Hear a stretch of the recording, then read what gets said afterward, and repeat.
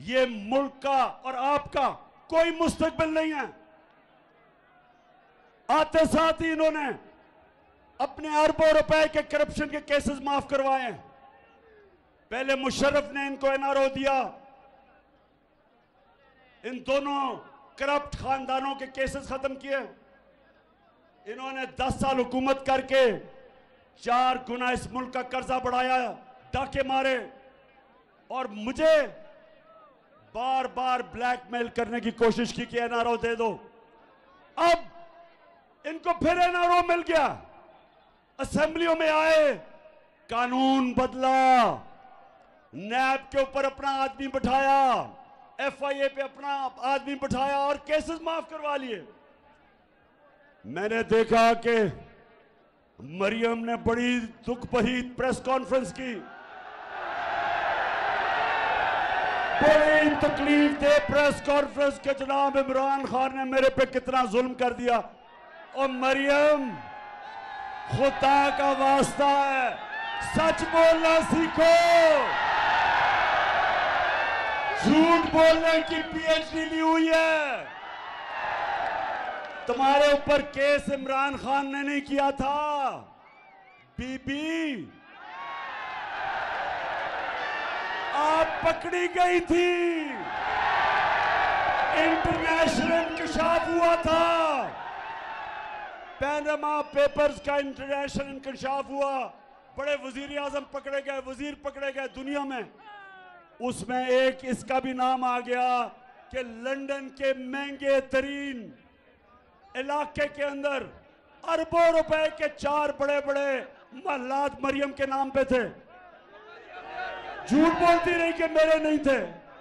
Panama में इंकशाफ हो गया, सिर्फ हुसैन का सुना, हुसैन का नहीं। अच्छा, झूठ बोलती रही कि मेरे कोई फ्लैट नहीं है, मेरी लंदन तो छोड़े पाकिस्तान में भी नहीं है। तो जब इंकशाफ हुआ तो भाई क्या कह रहा है, 4 महंगे फ्लैट। सुनो जरा, मैं इस बात को तस्लीम करता हूँ कि अल्हम्दुलिल्लाह पार्लियामेंट के ऊपर जो अपार्टमेंट्स हैं वो अल्हम्दुलिल्लाह हमारे हैं। मैं इस बात को तस्लीम करता हूँ कि उनको ऑफशोर कंपनीज नेस्कॉल लिमिटेड और नीलसन लिमिटेड जो है उनको ओन करती हैं। और मैं आपको ये भी अर्ज करता हूँ, उनको होल्ड कर रही है इस वक्त मरियम नवाज शरीफ, मेरी हमशीरा। सुन लिया। और मरियम, ये मैंने नहीं कहा, ये तुम्हारा भाई कह रहा है कि तुम्हारे 4 बड़े बड़े फ्लैट हैं। तो जनाब पकड़ी उधर गई।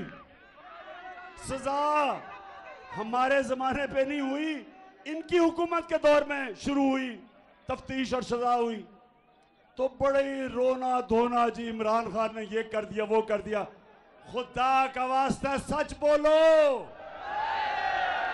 और फिर कहती कि क्योंकि अदालत से मैं छूट गई हूं तो इसलिए मैं बेकसूर हूं। मरियम, पहले मुझे ये बताओ, सारी नून लीग मुझे ये बताए कि 2 दफा आपने, नवाज शरीफ ने आसिफ जरदारी को जेल में डाला था, उसके ऊपर अरबों रुपए के करप्शन के केस है। आप बच गई है तो एनआरओ उसे भी मिल गया, वो भी बच जाएगा। अब सवाल मेरा ये है कि क्या वो बेकसूर है क्योंकि वो बच जाएगा? क्योंकि मरियम आप ये कह रही हैं क्योंकि अदालत से मैं बच गई इसलिए मैं बेकसूर हूं, तो जरदारी भी बच जाएगा।